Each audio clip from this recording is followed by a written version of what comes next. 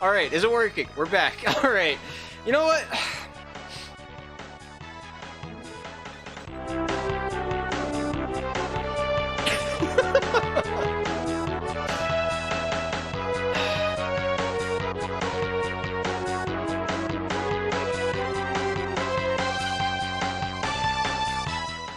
All right, happy Friday, everybody. Second time is the charm, as the kids say these days. Don't know what that was about. My microphone was actually just unplugged.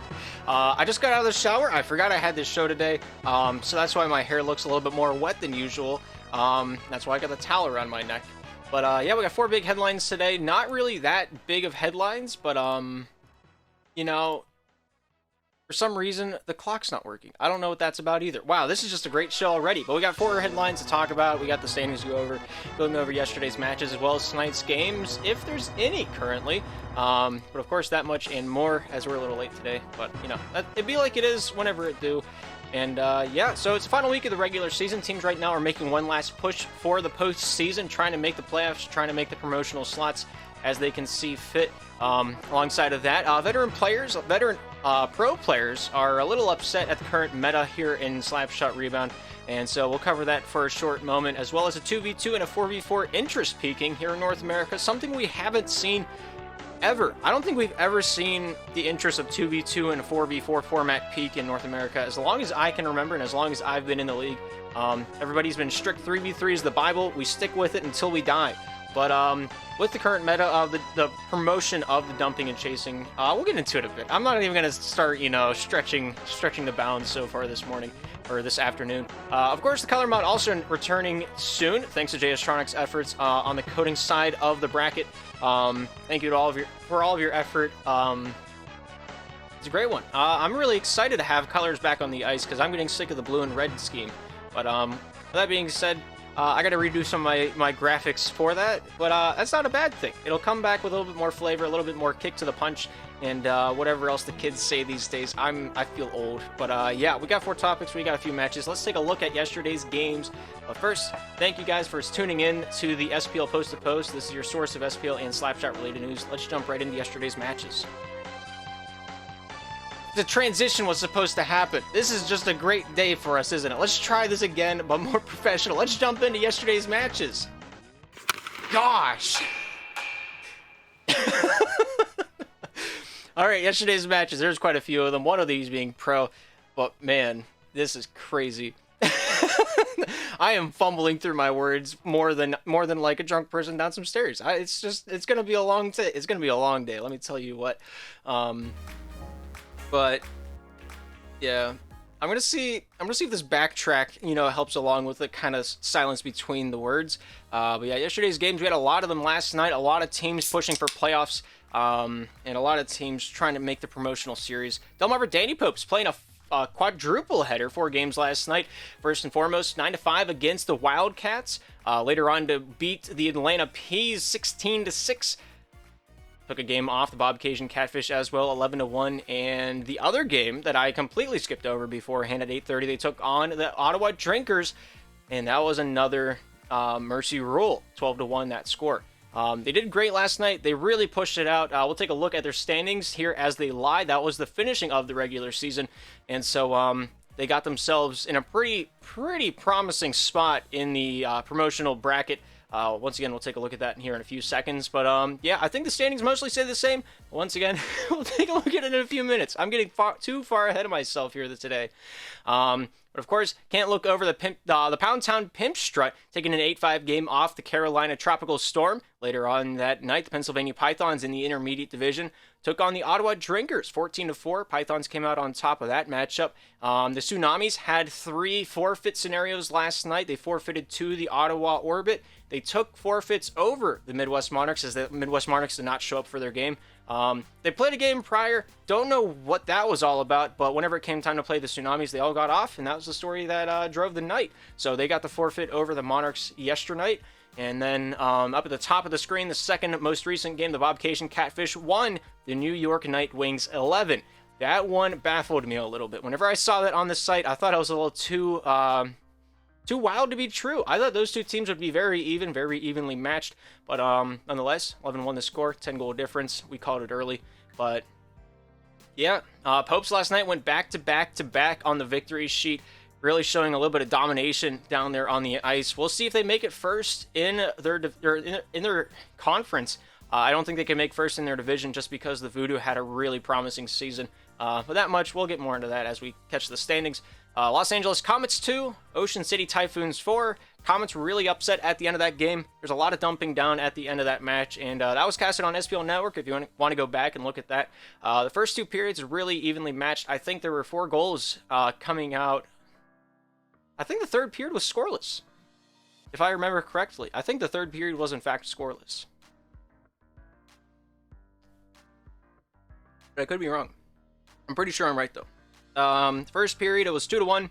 Second period, it was 3-1. Maybe it was 3-2. It was 3-2 at the end of the second, I thought. And then 4-2 was the final score. Maybe it was 3-1 at the end of the first. Then each team scored 1 goal in the second period. That caused the 2-4 score. Now I'm remembering it. That's what happened last night. Yager had a great game. He had a hat trick in that matchup. He's really showing himself promising here in the pro division. Really making himself at home in the red sweaters. But we'll see if he can take on the Clappers in the playoffs. If the standings ended the same as they are today, they would be in the... Let's take a look at the pro standings. They would be taking on the Clappers as they're the 2 middle pack teams. 7 teams out of the pro division claiming their spot in the playoff berth. Los Angeles Comets can only leap over the Yosemite Grizzlies. West Virginia Orangutans can get, I believe it's 10 points on the season. If they finish off, they have 6 points in hand. They can have 8 points on the season, so they are going to be the 10th seed down there in the pro standings. Los Angeles Comets, Yosemite Grizzlies, not sure which one of them will be taking the dive down into that series as well, or which one of them will be the playoff team. Los Angeles Comets got 2 points in hand. They need the Grizzlies to lose both of the remaining games in order to get out of that relegation spot. Comets having 1 game remaining, 2 points in that hand. It's going to be tight. If they win it, they get a point over the Grizzlies in the current standings. But if they lose it, I don't know. I don't know what's going to happen. It's going to be a tough one. It's going to be a nail-biter. I got faith the Comets can pull it off, but it's a very, very dull-looking scenario. Their last game is going to be against the Orlando Otters. Not sure what the official date is. They're still trying to figure that one out.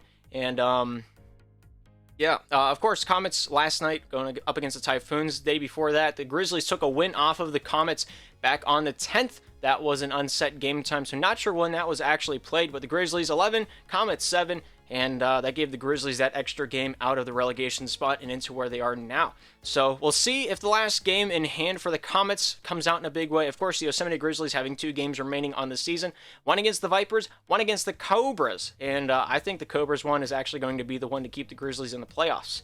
Of course, if Yosemite does pull off that win against the Colorado Cobras, the last time those 2 teams matched up was on February 22nd, and the Cobras won 10-5. So it'll go to goal differential, with which right now is a bit too steep of a hill to climb unless the Cobras absolutely tank in their 4 remaining games here this season.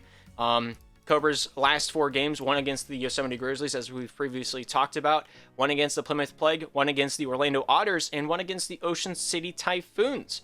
But Colorado Cobras, Orlando Otters, 2 teams with 14 games played, 4 games remaining on the season, and they got 4 more days to do it. So we'll see if it happens, if it comes to be. If it doesn't, it'll be a tough one. Colorado Cobras are kind of pressed for time on their schedule, from my understanding, so will they be able to pull off their 4 games or not? I don't really know, but I got faith in them. I hope they can. If they can't, it is what it is. We'll just move on and we'll play it out.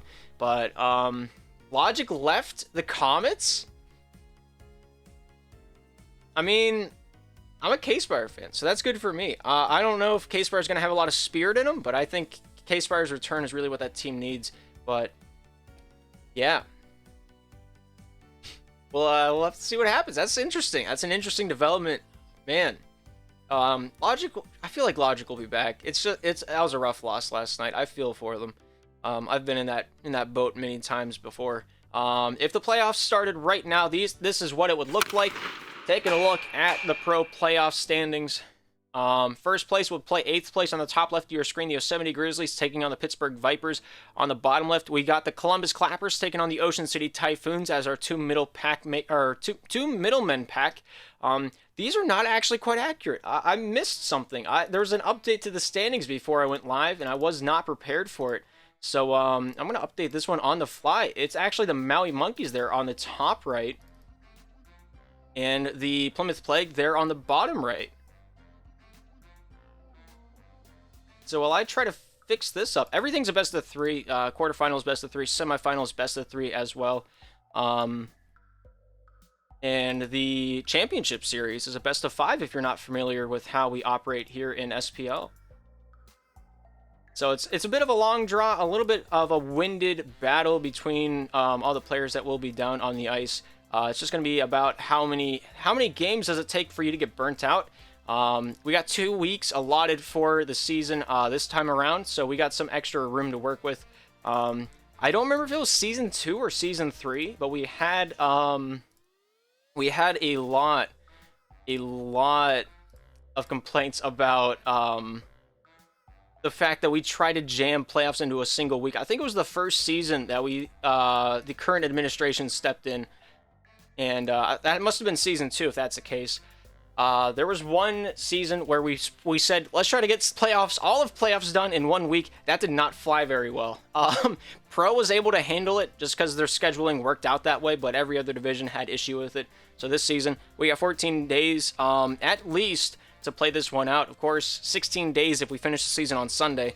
I'd like to get it done before the 29th so we can try to figure out what we're going to do in the postseason. Last podcast yesterday on the 10th, we talked a little bit about my ideas of what I want to do during the postseason. Whether or not they come to fruition is up to the time itself still, and up to the people's interest. But, you know, as the season goes on, a 4v4 format is still something people are talking about. I know Flaccid's a big advocate for that one, saying that the extra man on the ice might discourage the dump down meta that he's called it. And I would agree with that. I would agree having a 4th man on the ice would help with the if you're in trouble, just dump it down the ice kind of mentality, and it'll help teams to be a little bit more thought-provoked whenever it comes to their play. But we'll get more into that here in a few minutes. Taking a look at the Challenger standings now. Is there a week between regular and playoffs? No. We just run straight from regular season right into playoffs. Get it done, get it tucked into the books, and try to finish it up quickly. Yeah, we got 4 teams clinching their spot up in the Challenger the Pro Promotional Series. New Jersey Noobs, Ocean City Tsunamis, Ontario Outliers, and the Ottawa Orbit all clinching their spot. Ottawa Orbit, the only team in Challenger to finish all of the regular season with that forfeit win over the Ocean City Tsunamis. Ocean City and the Orbit were supposed to play tomorrow, but a few things came up on Tsunami's side of the scheduling, and so they called it a forfeit. They forfeited over to them. And the only game left for the Tsunamis are the Outliers. Of course, New Jersey Noobs having a few games left, but I don't think it really matters all that much. They've clinched the division title, and they're looking to take on the Orangutans in the postseason. Nobody can catch the top 4. Ottawa Orbit, New Jersey Noobs confirmed to be the first round game. So that's going to be a tight one. Winner that goes on to play the West Virginia Orangutans. That is confirmed as of right now. It is Friday, the Friday before playoffs start. But yeah, Tsunamis right now in second place have a chance to get dethroned. Ontario Outliers having 4 games in hand. Those games are against the Ocean City Tsunamis, the Edmonton Beauties, the Midwest Monarchs, and the Pittsburgh Spinners. Yeah, the bottom 5? The bottom 5 of the division are fighting for their spots still to stay out of the relegation spot. It's a pretty close race, might I also add.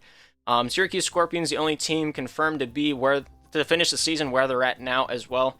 They will be the 9th place team. They will be playing the worst out of the 2 first place in intermediate. That's a weird sentence to utter, but I don't know how else to say it.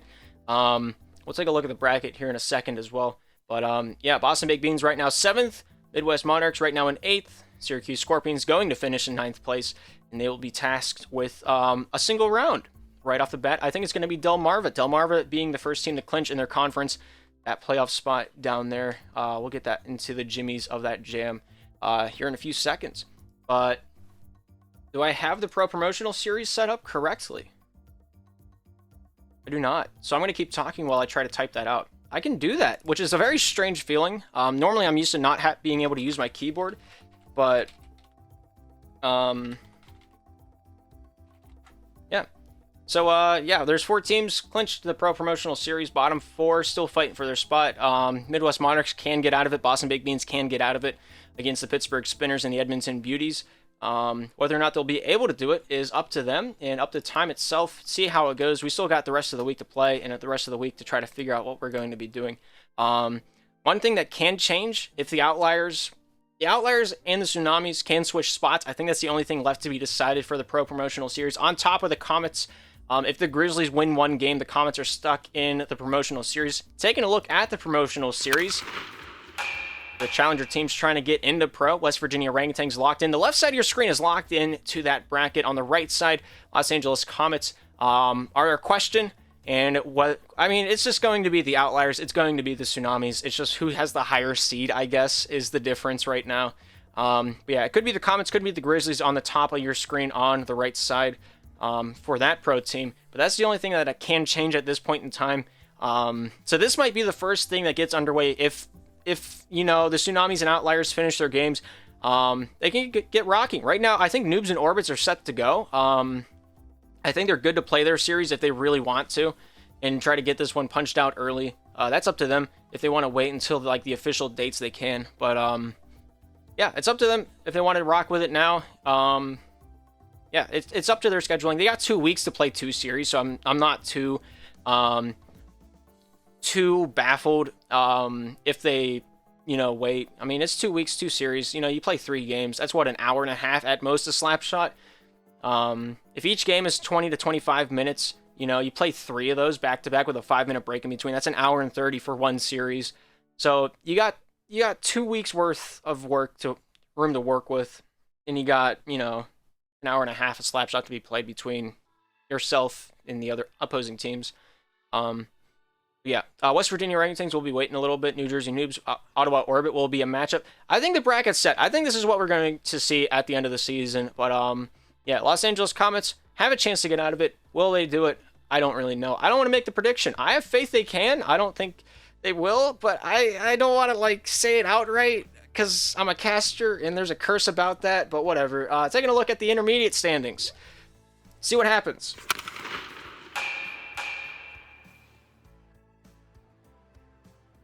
Yeah, there's not technically a deadline for the first round. We're just going to let teams play to their availability, and if we get crunched for time, there's not really anything we're looking forward to during the off season. I mean, if Pro Playoffs or a promotional series does move past, the 29th for whatever reason, we'll just start running off season, events, and if they can't participate in it, they can't, It's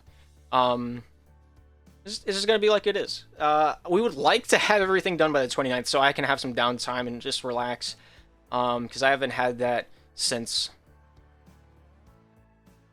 June? Something like that. It's been a long time. It might be before that. Because I remember June was a very hectic time trying to figure out how SPL runs and what to prioritize over other things. But, yeah. So we'd like to get it done by 29th so I can take a week off and just not think about anything ever. Plus, NHL playoffs are going to be starting soon, and I'd like to watch if the Penguins make it. That's my team. I just want to see if they make the playoffs, and if they do, I want to watch some of their matches with my dad before they start rebuilding, because it's going to be soon. Yeah, I can feel it. If you're a Penguins fan, you can feel it too. I mean, Crosby's only getting older. Malkin's only getting older and slower and just does not want to play anymore. You can see it if you watch a Penguin game. It doesn't matter what fan you are. But anyway, that's enough of IRL sports. Let's get back to fictional hockey. Delmarva Dandy Pups clinching their spot with a quadruple header, finishing off their season. The first team to do it in their conference. Falling behind them, the Bob Cajun Catfish locking in their spot down in the relegation series. Unfortunately, I'm a Catfish fan. I really wanted to see them at least hit 6th place. But it might be for the better. I think they might have a better shot being 7th place with how the seeding looks like it's going to turn out. We'll get more into that here on the next slide. But yeah, Delmarva Dandy Popes, 18 games played, finished the season 14-4 with 28 standing points, their first place out of the Baguette Conference as of right now. And I think they have the division clinched. They're close to it. The Pythons have 6 points in hand, so they can finish off with a tied record with the Popes. And I don't know if they have the deal breaker against them or not. I'm going to look it up real quick. Of course, the Charlotte Wildcats having 3 games in hand, 6 points as well. Could make 22 standing points at the most on the season. Same thing with the Nightwings, though. So it's a tight race between the Nightwings and the Wildcats before the end of the season. But we'll just have to play it by ear.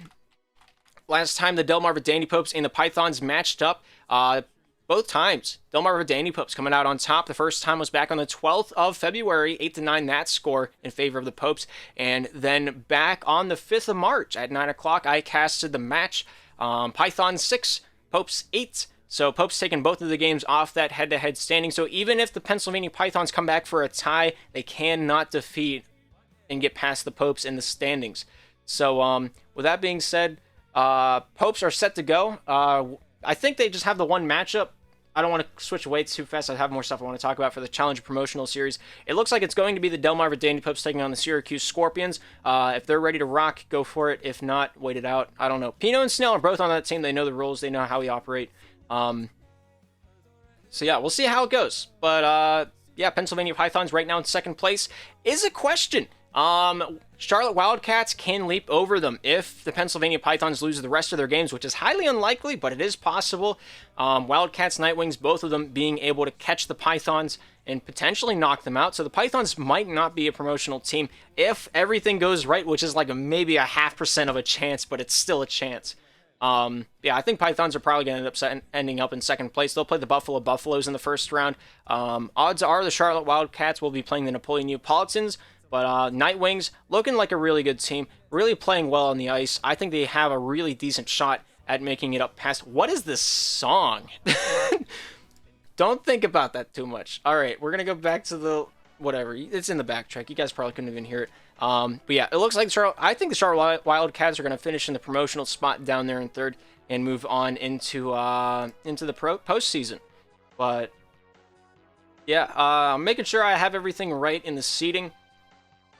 It looks like I do.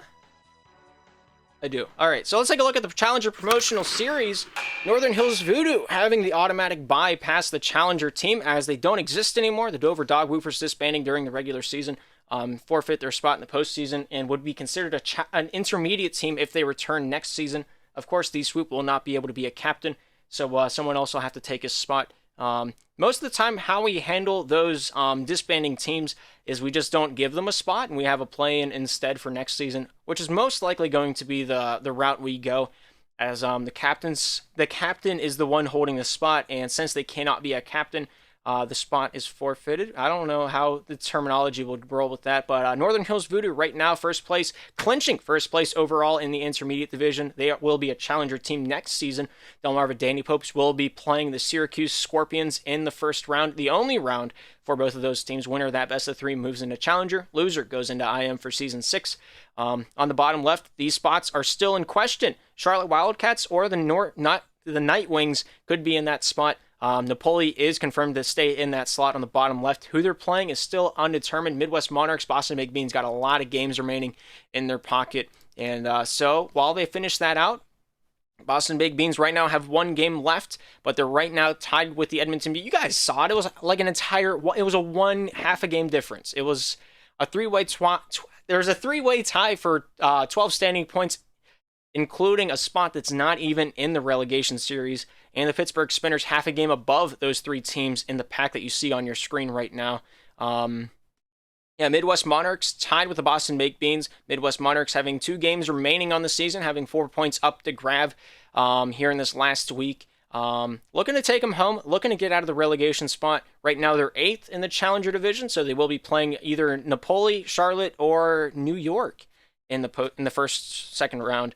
On the bottom right, we got the Boston Baked Beans, 17 games played, a 6-11 score, still 12 standing points on the season, alongside the Edmonton Beauties, also 12 standing points on the season. Edmonton having the tiebreaker is not pictured on the screen, but can be. But Yeah, Boston Baked Beans right now looking to be the most likely to slide down into the bottom left of the bracket. Might do them some good. I think the Pennsylvania Pythons are one of the prime candidates to move up to Challenger during the offseason. So whoever's playing them from Challenger is going to have their work cut out for them. I have faith Boston can pull off that series, but they might have an easier time taking on Napoli, which is also the favor in that series on the bottom left. Buffalo Buffaloes roster is kind of in shambles. I don't think they're going to get past the first round because of that. It's really just Noah and Hero, and that's the roster right now. After we banned Big Phil, after we banned Mangiro, after we banned Margarita, Not Sam has not been responding to Noah, the captain of the Buffalo Buffaloes. So whether or not they P Money's computer is broken, so they only have 2 working players right now for the Buffalo Buffaloes. They finished off the season against the Narwhals a few days ago, but whether or not they're going to get their Not Sam to respond for their match is still questionable, and we'll just have to play that one as a scenario. I feel bad for Noah. Really great guy, really great captain. Has not had a black mark on his record for the few seasons he's been in the league. One of the best and upfront captains we had in Open and in IM this season. No bad complaints about him like we do every other captain. So I kind of feel bad for him and Hero as they played for the Ajima last season, went undefeated and disbanded to merge with the Buffaloes this season. If they did not do that, the Ajima had a chance to play inside of the play-ins instead of, I think we were going to sub out the Nightwings because they had the worst spot in the standings. So instead of it being a Michigan Mafia and a New York Nightwings best of 3 to get into IM, it would have been Indiana Ajima's roster against the Michigan Mafia roster. So it could have been the Ajima's team in IM this season, but they took the chances they did. We adapted to it as well, and we got the settings that we do now. But that will do it for the Challenger Promotional Series. Everything on screen is a best of 3, even the promotional games. But yeah, Delmarva Danny Pups, Syracuse Scorpions locked in. That is the first round that we have set to go. Northern Hills Voodoo, automatically Challenger. And the rest is still to be determined. So let's take a look down at what Open has for us.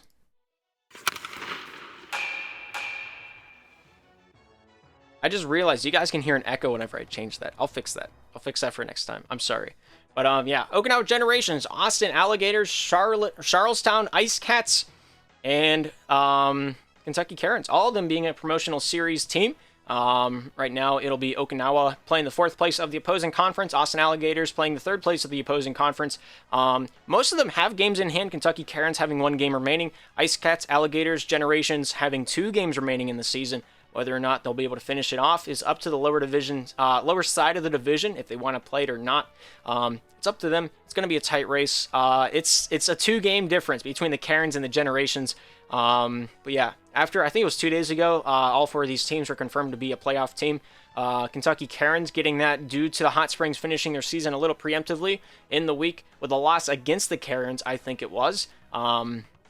And that put the Red Hots out of the playoff race. If they would have won that, they would have had a chance to be in it since they have the head-to-head winning over the Kentucky Karens because they only play each other 1 time. So there are no head-to-head ties down here. So that's the deal breaker if they're tied in the standings. Austin Alligators, Ice Cats. Alligators came out on top last time those 2 teams met up. If you are an Open team on this and you're not in the playoffs, and you do finish the season, you have a special spot in my heart. I've been there. It's not the best place to be in. You know you're not going to make playoffs, and you're just there to have a good time. I respect that. A lot of the teams just do not want to do that, and I understand that as well. I've been there. My team has done that in Season 1. We did not finish our season. We had 1 game, or maybe it was 2 games left unplayed, and that was against the Connecticut Wolfpack, which was 5'7's team back in the day. Yeah, I think that was the only game we did not end up playing because our 3rd and our 4th and our... I think we only had 4 roster spots back then. Our 3rd and our 4th just didn't want to finish out the season because the league was getting shut down on top of us not being a playoff team. We just kind of... I don't know what's happening. My Adam's apple feels smoky. I don't know how else to describe it. It happened last night during the broadcast. I don't know what the feeling is. It feels so weird. Am I talking too deep? Is that what am I finally hitting puberty? I haven't hit puberty yet, so this is great. But yeah, anyway, getting back into the topic at hand. Yeah, if you're a lower division team, you're not in the playoffs, and you finish off the season, I'll respect you for quite a while. Not gonna lie. We take notice of that. We will not forget you, especially whenever it comes to next season and trying to schedule the games. But But yeah, nothing's changed over the last few days for this division, this conference, the Benders Conference in Open. So let's take a look over at the Dusters side. Let's just slide this one out. I don't know if I fixed the echo yet. 3 teams clinching their spot. Hartford Wolves still the only question on this side of the bracket. New Jersey Bullets having a few games in hand. They have a game remaining over against the Puck and Monkeys. Last night they were set to play that. TCW got a few computer issues where he was just getting random frame drops. Not sure what the reason was, but we're still trying to figure that out together. I was having the same issues last night. I think it's a driver problem. Don't quote me on that, but we're still going to look into it. Still try to get this done. If they can play Sunday, they will. If not, the Bullets will get the forfeit win, and that'll give them the playoff spot. Not the best way to finish it, but it is what it is. Hot Springs Hot Tamales right now in first place. If the Puck and Monkeys win that game against the Bullets, they will move up into first place as they have the head-to-head against the Hot Springs Hot Tamales. Michigan Mafia right now pretty closely locked into third place. Can be removed by the New Jersey Bullets down to fourth place, but it's going to take some grinding from the Bullets. Going to take some real drive here at the end of the season.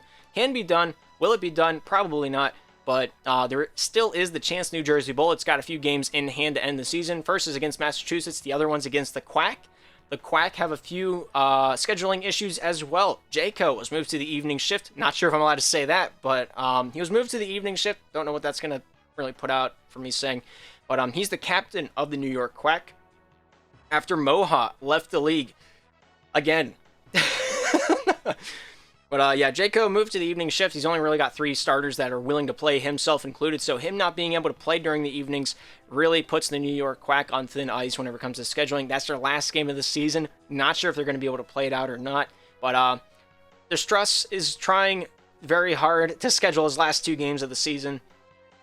And he might get 2 forfeit wins. If he does that, that'll put him up to 21 standing points. That'll put him above the Michigan Mafia, and that'll put him in third place.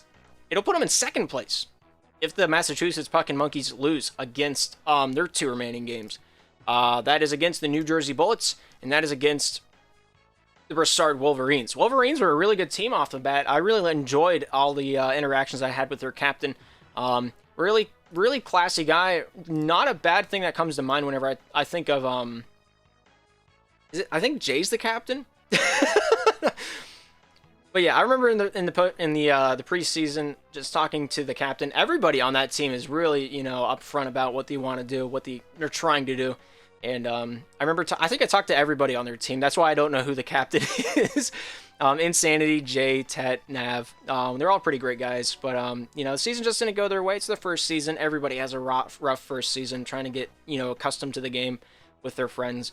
But this is going to be one of those teams. Mark my words. It'll be one of those teams that their friend group dies out of the game, but they still want to play. So there's going to be one guy that remains from the Wolverines roster that joins another team next season. That's my guess.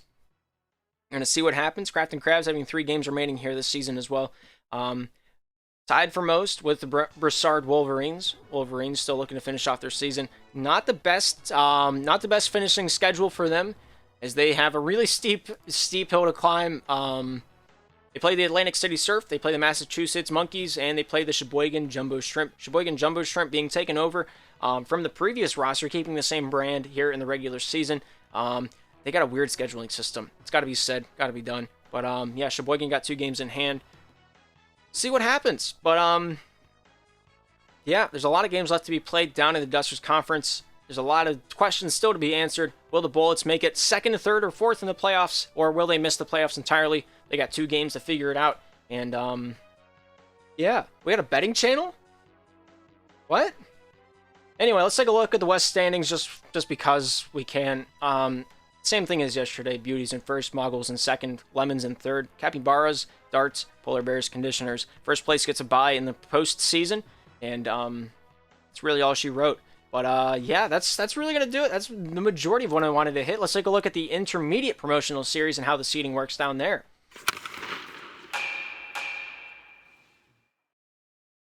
Okinawa Generations on the top left will be playing the Hartford Wolves if they stay in the playoffs here in the first round. The winner of that best of three moves into the intermediate division. Hot Springs Hot Tamales right now in first place will be playing the opposing conference's fourth place against the Kentucky Karens. The winner of that best of three moves on to play the Bob Cajun Catfish. That is confirmed. Down on the bottom right now, I think it's it is the Gibsonia Geesters on the bottom right, but on the bottom left, I'll just change it now. Toronto Seals. I did not update these before the game. I was too busy checking out a few different... JStronic sent me a copy of the color mod, so I was working on that here before the broadcast, and then I took a shower, and now we're here. I've spent 36 minutes talking to myself in my room about this league. Man, there's a lot to talk about, apparently, as we get towards the end of the season. But, yeah, Massachusetts Puck and Monkeys on the bottom right of your screen. Right now in second place, we'll be playing the opposing third seed of the Benders Conference, Charleston Ice Cats. I think the Ice Cats might have that one unlocked. It'll be a meeting of the century. I would be very excited if I got to cast that series. Winner of that best of three goes on to play the Gibsonia Geesters. Winner of that series goes on into intermediate. And then on the bottom left, we've got the Austin Alligators, second place of the Benders Conference, taking on the Michigan Mafia, third place of the Dusters. Winner of that goes on to play the Toronto Seals from the intermediate division. And winner of that best of three moves into IM. That's going to do it. That's really all I had to talk about in terms of the promotional series. We'll get to know more of that as the week progresses. But let's take a look at tonight's games. There's none. There's no games tonight. Nothing on the site. Not a single one. You got baited. But yeah, that's really gonna do it. A few things I wanted to cover was the dismissal or the dismay that pro players have had over trying to figure out a way to fix the problems that they have with the current meta. I was talking to Flaccid about this yesterday. None of this is scripted, by the way. I just have a notepad up on my screen so my face doesn't look as red. But yeah, I was talking to Flaccid yesterday about this. We were talking about possible ways that Irv could look into, you know, helping balance the puck dumping and the spinorama. Just the spin to win, the Beyblade meta, as some have called it. I've called it that. Nobody else has. You know, in the end, Irv will put his resources where he thinks they're best. And we can talk about it. We can theorize what would be the best case of action. That's kind of fun to me. I don't know about you guys. I really enjoy doing that. But once again, you know, Irv is his own man. He can do what he wants. He knows how to run the game. He's kept the game alive for quite a while now. Just, you know, doing his thing with his team over at Oddshot. And, you know, he'll do what he thinks is best. And that's really what's important. We can bring things up. We can pitch ideas. But in the end, it is his decision. And, yeah, I'm not gonna take him down for it.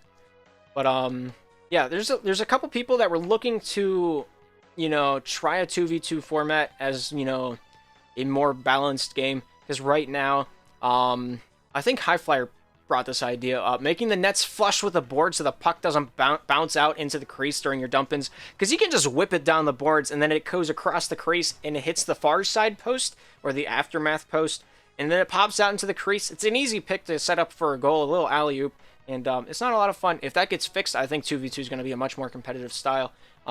But I don't think 2v2 is supposed to be competitive. I think it's supposed to just be there for fun, and it's there just, you know, mess around. It's not going to be, you know, oh yeah, we have the championship set. We have the most competitive league in Slapshot with this 2v2, 4 men on the ice. We don't need threes.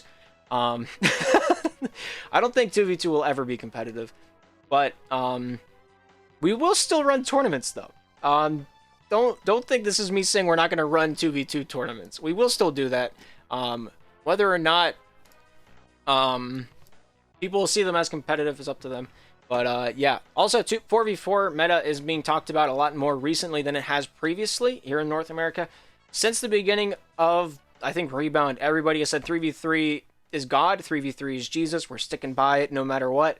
And recently, I think more so after, you know, a few matches where if you get in trouble, you dump it down, you know, it's fine. There's also been a few complaints. I think Mace brought this one up. If you turn it over, if you're down the ice trying to get ahead of the play for a pass and anybody turns it over on your team, it's going to be a long shot away. Nobody's going to be on the goal angle. So either you play really conservative and you have a boring game, or you try to set up for plays and hopefully you don't fail. because if you do, it's a goal against. And you know, we saw this at the beginning of the season. Columbus Clappers did this a little bit from what I remember. Panarin just taking long shots. If the net's open, take advantage of it. That kind of play style feels boring to me. I don't know. A few people agree with me. I'm not going to say their names outrightly, but you know who you are. Yeah, there's a lot of play styles in the game right now that just aren't fun to watch. I like watching the stick battles. It's interesting to me to watch, but having a keyboard and mouse player taking on a controller player right now in this age is not the same thing as it used to be. Of course, there's been people talking about ways, how do we fix that problem? There's been people talking about, well, what if we just slowed the stick speed down? What if we slowed the puck speed down? What if we slowed everything down and made the rink shorter? There's been a lot of those ideas pitched out. I think some of them are viable, but at the same time, I don't know if it's going to benefit the game to new players as much as it would, you know, helping this be more competitive. Because there is that balance. Decisions aren't made for this game off of will it be balanced for 3v3 and 4v4 content. It's will this be beneficial to the overall game, not just for the leagues, but for the new players and for the old players alike. Because in the end, this game's supposed to be fun. This game is supposed to be not supposed to be competitive, but we're making it competitive because we want to. Because why not? Yeah, that's one thing that this league is starting to drift away from is the fun aspect of it. We're all here to have a great time. We're all here to, you know, just create something interesting. Just create something fun, a fun platform to be on. And some people take winning more seriously than others, and you're fine to do that. Whatever you want to float your boat with is good for me. Whatever fruits your loops, just run with it, I guess. But yeah, we're all here for a fun time. We're all here for a great time. We're not here to tear each other down. That's why lobby chat got shut down. That's why we're cracking down on those kind of roles. So if you've gotten muted in the past few days, odds are you've attacked somebody over the last week, and we just saw it, and we're like, you know, they're on the list. But yeah, how's it going, Fuiko? But yeah, that's gonna be interesting. It's gonna be great. It's gonna be fun. But that's what it's all about here in SPL. We're here to provide a multi skill level platform for anybody in any shape, any size. I don't know what words those selections were, but they sure did come out of my mouth. Wow. But yeah, we're here for everybody. We're here for the young ones. We're here for the old ones. We're here for anybody that doesn't act like a middle schooler in lobby chat. Also a great time. But yeah, West. I think West is right now where it's going to be for the rest of the season. I mean, the conditioners might disband, but I mean, at that point, it's just going to be season 3 playoffs again. I'm not too concerned about it. Whatever happens, happens, and we'll just, you know, just play it out. Next season, I am interested to see if you guys are going to do a draft format, because I'm all for it. If you guys need help with it, I will help out with it. I've helped out in drafting the last 2 cup tournaments, but if you guys do follow through with the draft and you want help setting it up, and I think you guys already have it set. There's what's his name in the West Discord. I can't remember what his name is. I don't think I've ever seen him play in SPL, but he's got a good system. He knows what's up. Yeah, if you guys follow through with it, you need help, just DM me. I'll help out. I won't expect like recognition or anything for it. Not Wiki. It was some other guy talking to him about it. Like he was doing like sketches of what ifs. With the whole like 7 teams, 7 captains draft. Like the projection draft, drafting. Jeez, but I can't remember what his name was. He knows what's up though. He knows what it's all about. But yeah, if you guys need help, I'm here for it. If not, you know, do what you want. Because the way you could just go about it is just have something hosted on the West Coast server, and then, you know, just have whatever that outcome is. Sign up as a team. You know, it doesn't really affect. We don't deny people from doing that. If they want to set it up with everybody in that division, they're more than welcome to. I think Pro could do it if they wanted to, but that's I don't know, man. Yeah, it's not against the rules. We don't disregard it. We don't like discourage it, but you know, we don't promote it either. 'Cause that's a lot of work for something that probably might just fizzle out after a few weeks. That seems to be the trend here. I saw in lobby chat earlier today, people were talking about bringing a 2v2 bot into a pug system. I think it'd be great. I don't think it'd be worth the work though. If it was easy to do, and if it was easy to, you know, just punch it out and get it done, yeah, why not? But if it takes like hours to code the bot and hours to set up the rooms, and, you know, a couple more hours on top of that straight to get it working and running and, you know, functioning, for people to play for 2 weeks, 3 weeks, and then just say, nah, I'm done for another month, I don't feel like it's worth it. That's just my 2 cents. Of course, I don't have, you know, a say in whether or not it's done or not. But, yeah. It'll be interesting. It'll be great. It'll be fun. It'll be fantastic. Whatever. I saw also a conversation going on in lobby chat about an icing rule. Sure, why not? The 2-line rule, there's an icing rule talking about dumping it from your own blue line. I played deck hockey. Our deck hockey ranks a little bit on the smaller side. So the way we do offsides is standing man offside rule, which also affects how we do icing rules. So icing isn't the red line in my league. It's if you're behind your own defensive blue line and you dump it down, that's considered icing. That's to keep people from taking long bomb shots, like that happens in Slapshot. That was their way of fixing it. It does work. It keeps people from trying to shoot from their own defensive end of the ice. Neutral zone is fair game because people can Slapshot it from there, because that's just an offensive side in ice hockey. But the deck hockey arena that I play in, during the summer, I think has a lot of Pittsburgh Penguins that play on it.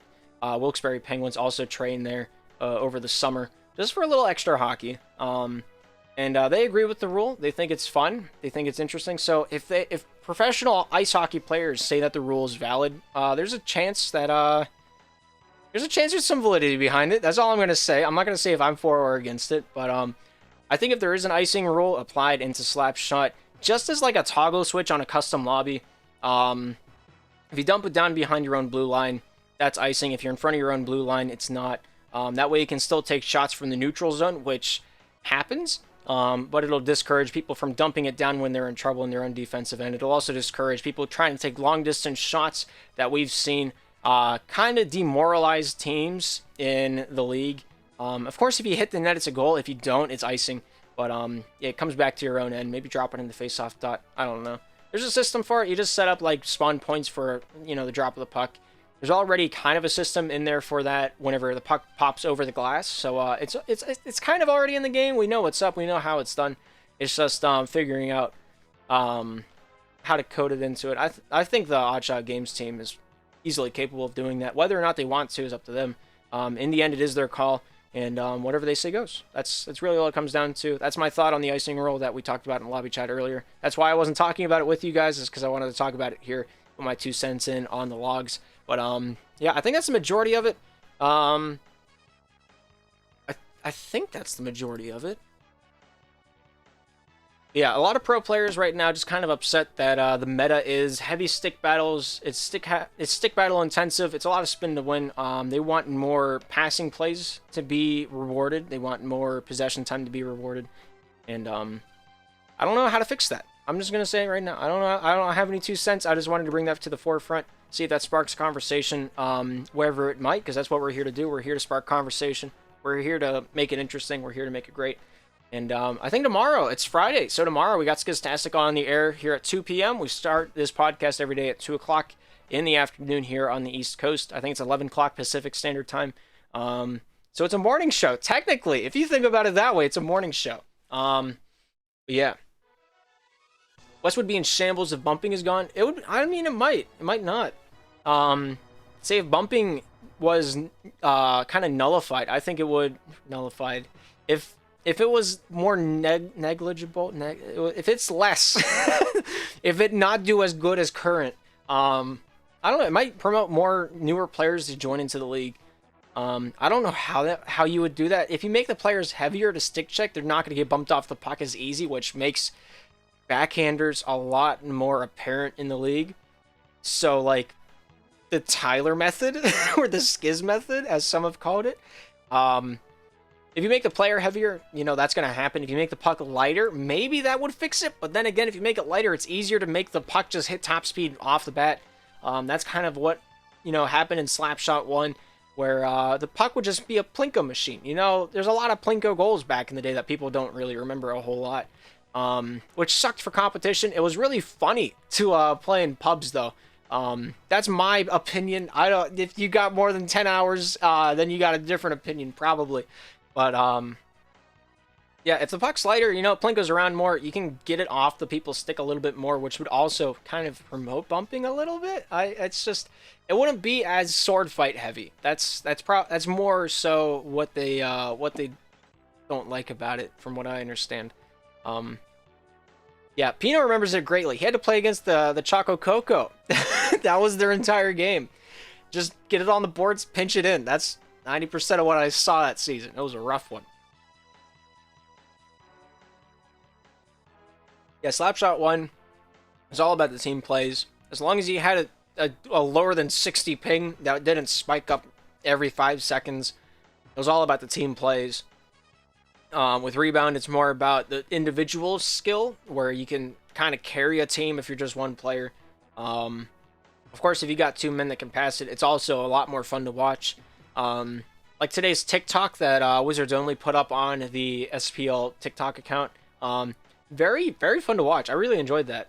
It was a very team-based play where they got everybody involved nonstop. If you get 10 connected passes, it's a good feeling.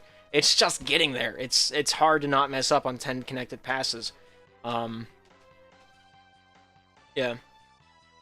I mean, hockey is a grindy sport in real life. That's a good point.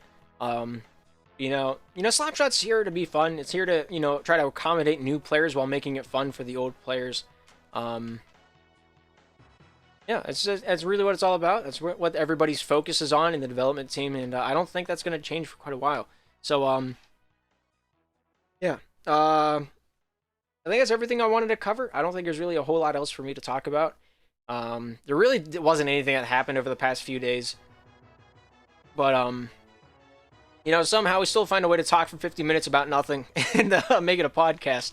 But, yeah, there's a lot of teams still left for trying to grab their spot. There's a few series that are ready to go now. Noobs, Orbit are ready to go. Noobs still have one more regular season game to play before that. Don't remember who it's against. I'll look it up here real quick.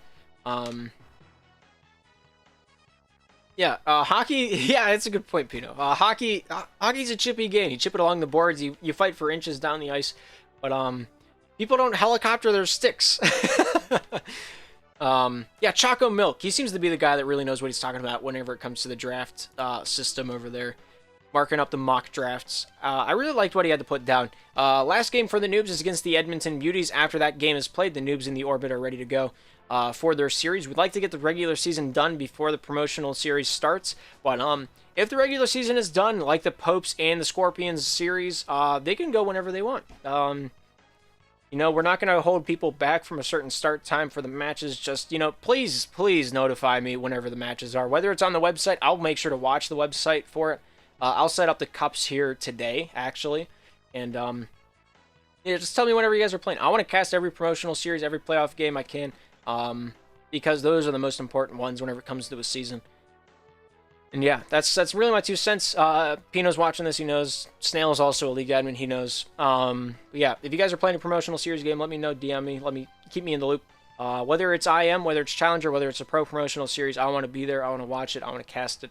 But yeah, that's it for me here today. Thank you guys for tuning in to SPL Post to Post. That's all the money I got for you today. I'm run dry. I'm gonna go take a nap. It's been an hour. Yeah, I'll put up the cups here after the broadcast is over. I'll actually do it this time. I'm not gonna keep saying I'll do stuff after the broadcast and then just get sidetracked immediately. But yeah, all the graphics are done for the promotional series. Once they're locked in, I'll put them out into each of the division announcements like we do every season. But yeah, keep your eyes on that. I still got to do the stars of the week from last week, so I'll get those worked up here in a bit. I don't think we have it finalized, so I can't give out the list right now. But yeah, we still got some time to burn. We still got some time to run with it. We still got some time to finish it off. Yeah. I think that's it. I think that's everything I wanted to talk about. That's everything I wanted to cover. We got through let's take one last look at tonight's games. Just so I can reiterate what I'm going to be casting on SPL Network. That's right, it's empty, just like life is, whatever, I can't remember. Box of chocolates, Forrest Gump. There's an analogy there, but yeah, there's nothing on the ballot tonight. I get a night off! It hasn't happened since June! I'm so happy! No, I'm just kidding. But, Yeah. We'll take a look. I'll keep an eye on it. If there's a game tonight, I'll try to grab it. If not, you know, I'm gonna go make some chicken. Yeah, that's what I'll do. I'll make some chicken. That's my plans for tonight. But yeah, thank you guys for tuning in to SPL Post to Post. I'm Darth. I don't have to say that on this one. But yeah, we'll see you guys tomorrow. If not tonight, we'll be back tomorrow at 2 p.m. Skitstastic will be on the show. I hope they keep the show format kind of the same and just have another man on the board with me. Give his thoughts, see what he says, and I got some questions for him. I'm interested to see what he has to say. But yeah, all that and more tomorrow. 2 o'clock start time. Be there or be square or don't. I'm not your dad. Do what you want. I don't care if you smoke. But yeah, we'll see you guys tomorrow. And happy slapping.